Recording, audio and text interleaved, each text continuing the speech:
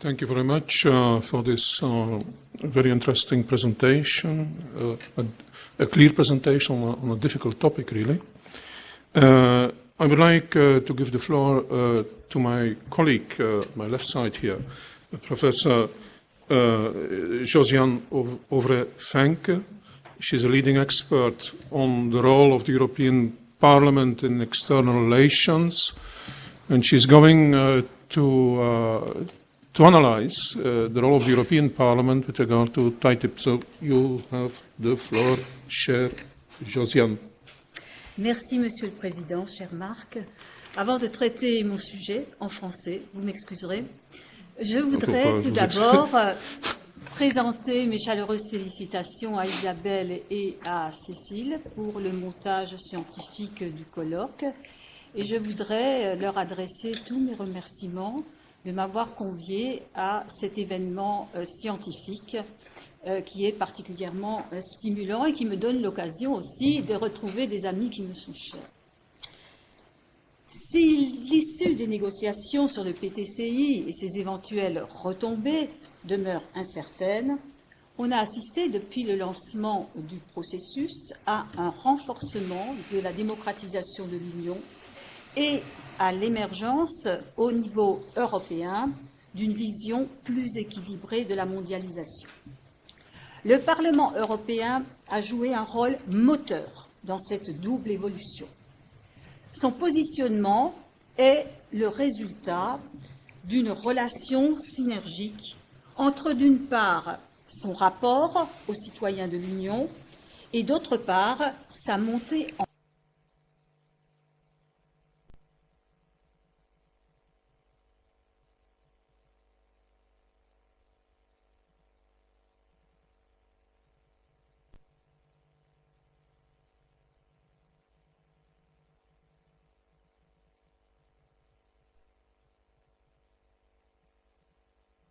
projets les impactant dans leur vie quotidienne en qualité de travailleurs, de consommateurs ou de chefs d'entreprise.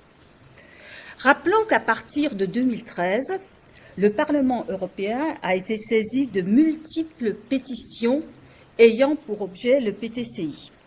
Elles pointaient principalement le manque flagrant de transparence des négociations.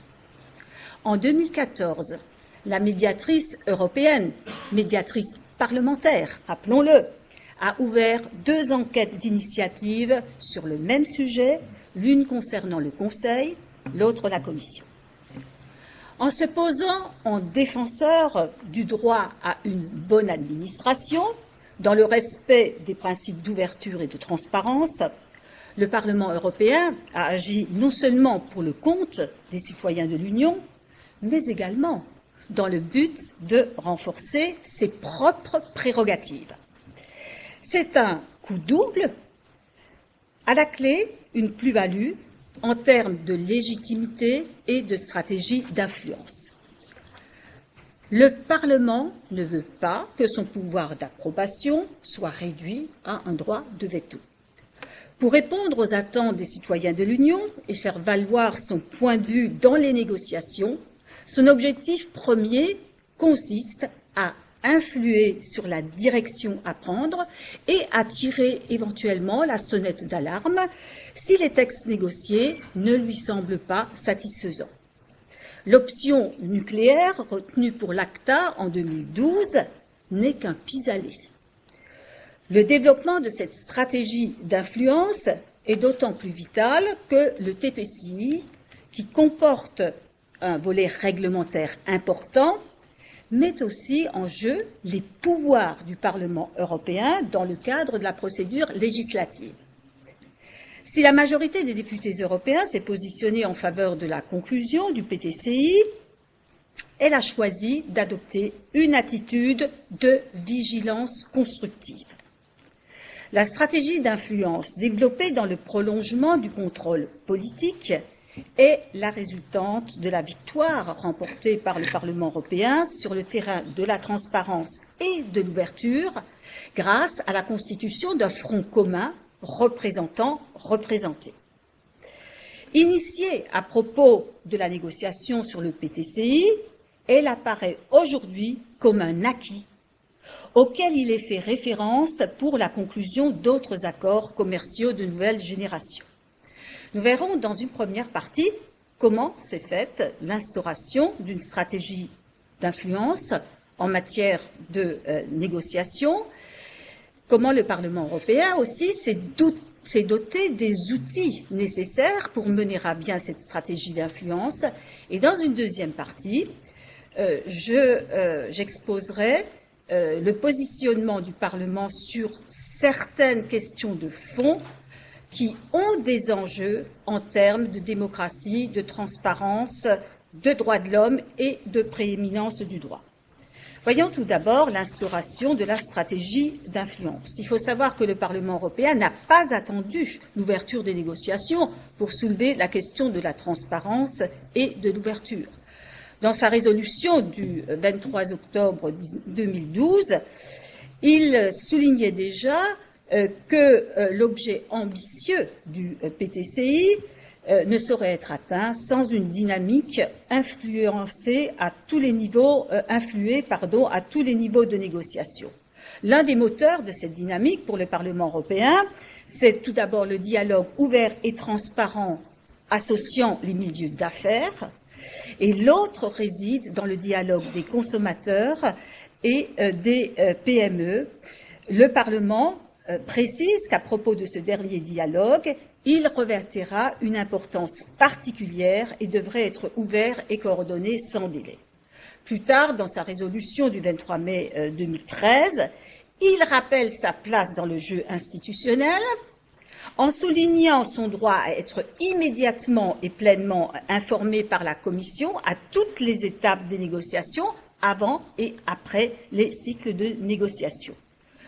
Le Parlement souligne en outre qu'il a, je cite, « une responsabilité de base de représenter les citoyens de l'Union et espère faciliter la tenue de discussions ouvertes et inclusives dans les négociations. » Les négociations, une fois ouvertes, c'est la société civile qui a mené l'offensive en direction de la Commission.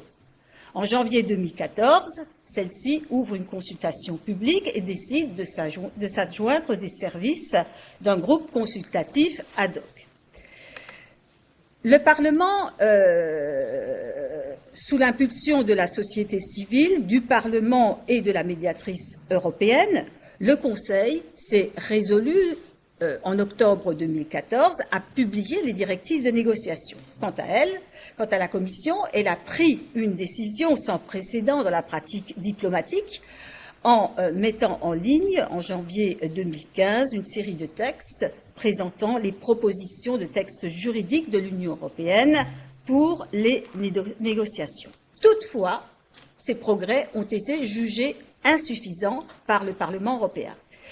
Et le président de la Commission du commerce international, qui est également sous rapport, s'est exprimé en ces termes: « Le bateau est en eau trouble, nous avons besoin d'un nouveau départ pour que le Parlement puisse accepter un accord. » Sur la base de ce constat, le Parlement adopte sa résolution du 8 juillet 2015 qui contient les recommandations du Parlement européen à la Commission européenne concernant donc les négociations.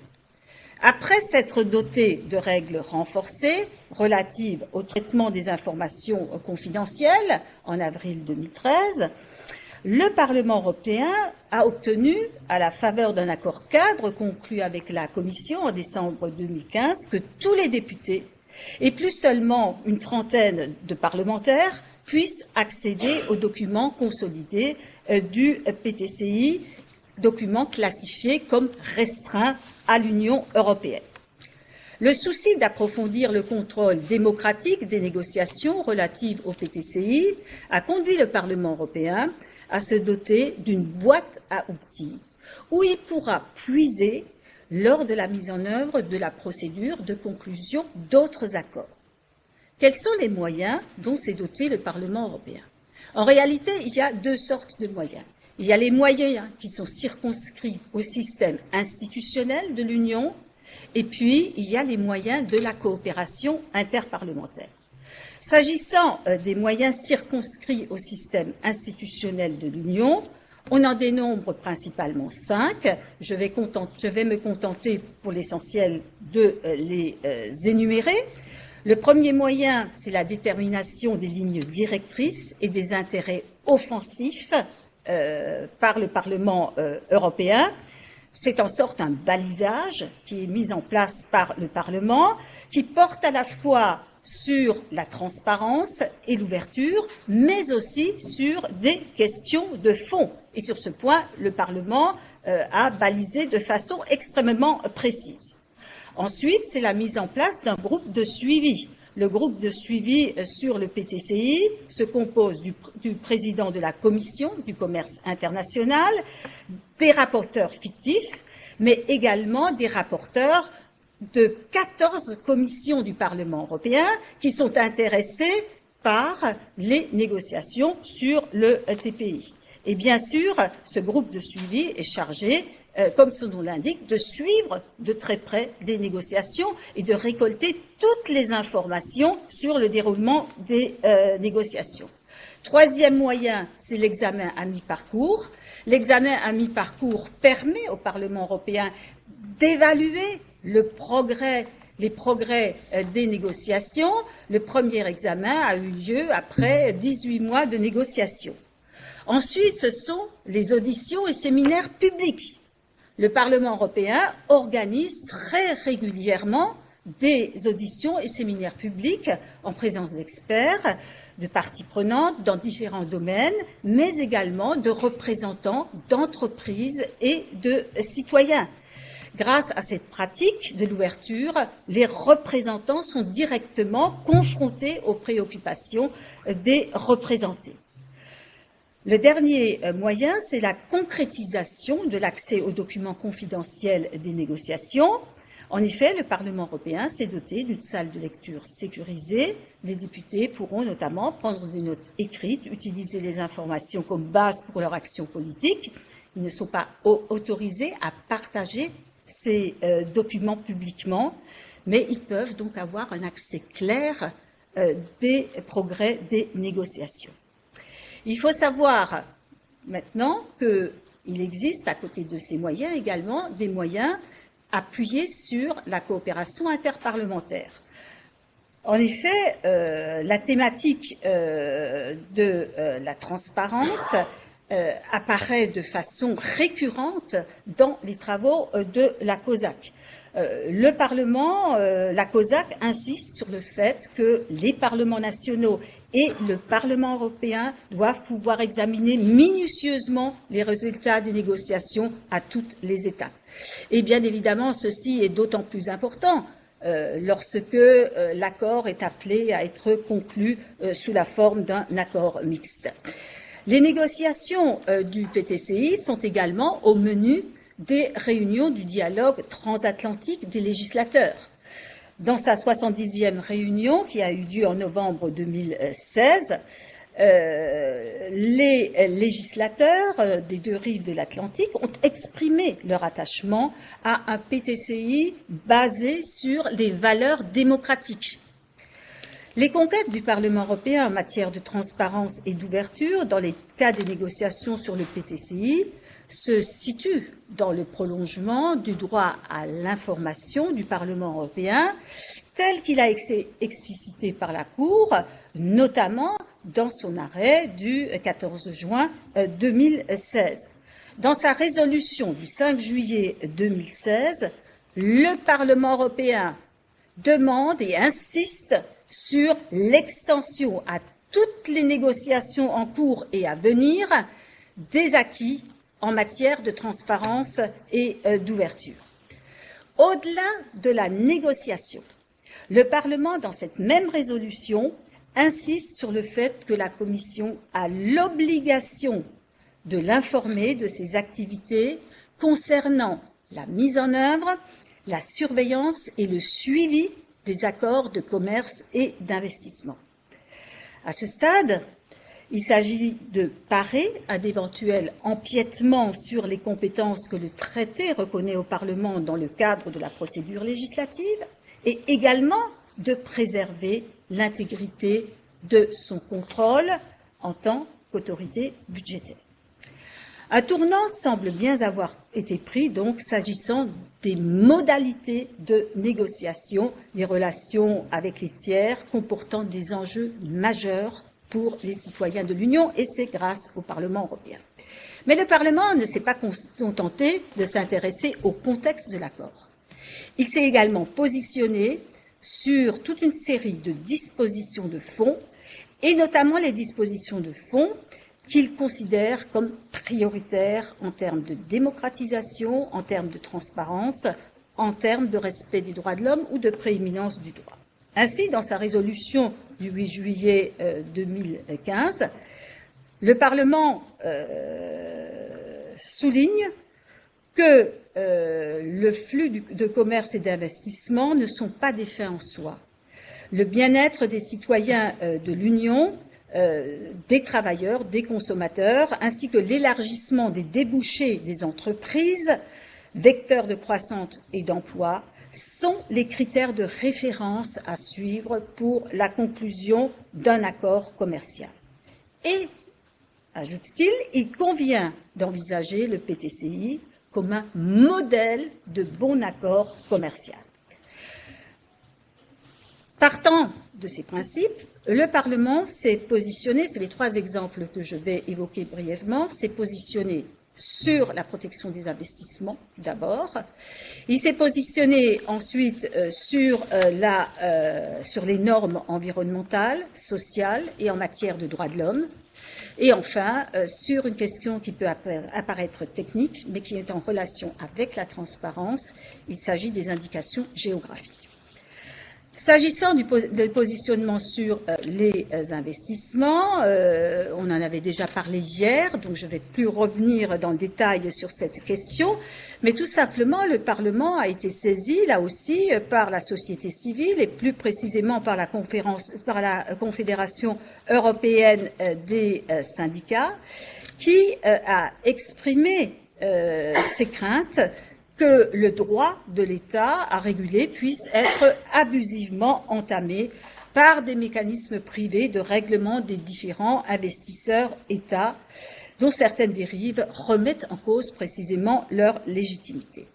Et le Parlement européen, donc, a pleinement appuyé la Commission, qui, dans sa note de synthèse du 5 mai 2015, préconisait la mise en place d'un nouveau système de règlement des différends, système qui sollicite les instances juridictionnelles et qui,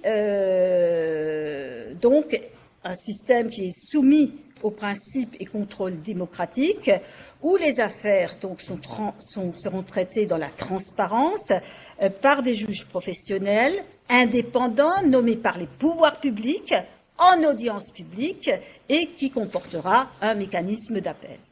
De même, plus tard, le Parlement va appuyer l'initiative de la Commission consistant à mettre en place un mécanisme multilatéral pour le règlement des différends internationaux en matière d'investissement.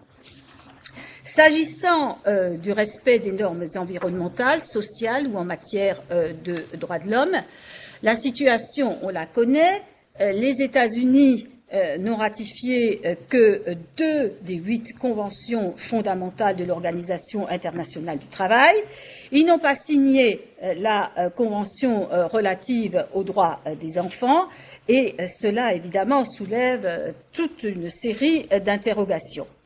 Et donc, le Parlement européen a insisté pour que soit inséré dans le traité un chapitre sur le développement durable, chapitre qui se réfère donc au contenu des conventions de l'OIT, du moins des principales conventions de l'OIT, qui leur confère de ce fait un caractère contraignant et exécutoire, de même prise en compte de l'agenda international pour le travail décent et les accords internationaux relatifs au domaine de l'environnement. Le Parlement européen attend également des négociateurs que les normes en matière de travail et d'environnement ne se limitent pas au chapitre sur le commerce et le développement durable, mais figurent dans d'autres volets de l'accord. La mise en œuvre et le respect des dispositions en matière de travail devraient faire l'objet, d'après le Parlement, d'une procédure de surveillance efficace, associant les partenaires sociaux et les représentants de la société civile.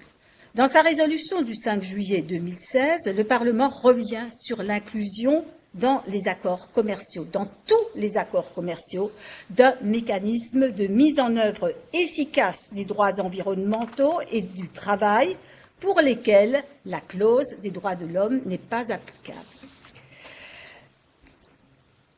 Alors, si un accord existe, un accord de principe existe sur ces points entre les parties, bien sûr, toute la difficulté concerne pour les parties à se mettre d'accord sur la nature, sur la portée des engagements. Et là, les négociations s'avèrent particulièrement difficiles, surtout depuis l'avènement de l'administration Trump. Un mot sur la protection des indications géographiques. En la matière, bien sûr, c'est l'enjeu de transparence qui apparaît en liaison avec la protection des consommateurs, avec les droits des consommateurs et également la concurrence loyale. Comment se pose le problème?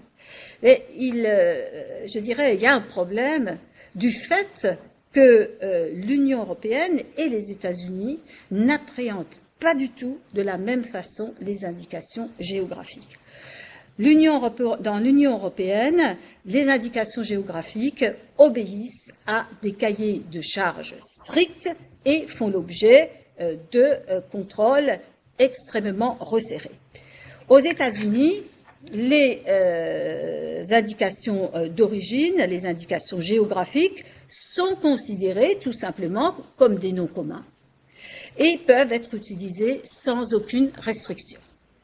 Bien sûr, cela comporte des risques en termes de traçabilité. Les consommateurs ont le droit de connaître l'origine des produits, l'origine véritable des produits. C'est un élément aussi extrêmement important pour préserver les produits d'excellence européens.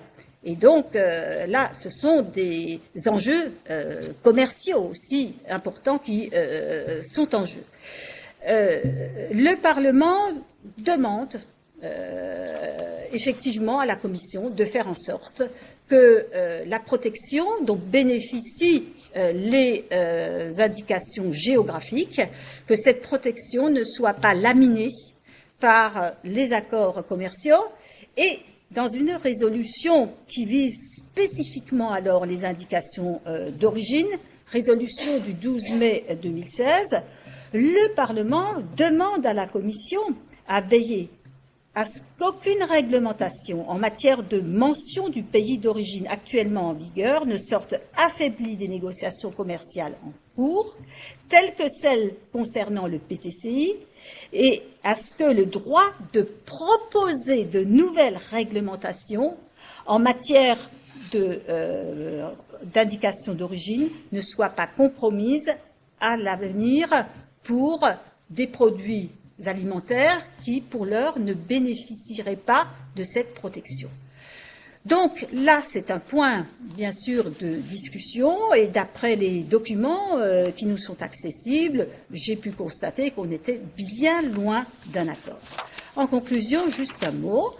Si la bataille de la transparence et de l'ouverture s'est soldée par une victoire de la démocratie au sein de l'Union européenne, la lutte pour une mondialisation maîtrisée reste incertaine, alors même que le Parlement européen y a engagé toutes ses forces. Et l'avenir des négociations sur le PTCI revêt à cet égard une importance déterminante. Je vous remercie de votre attention.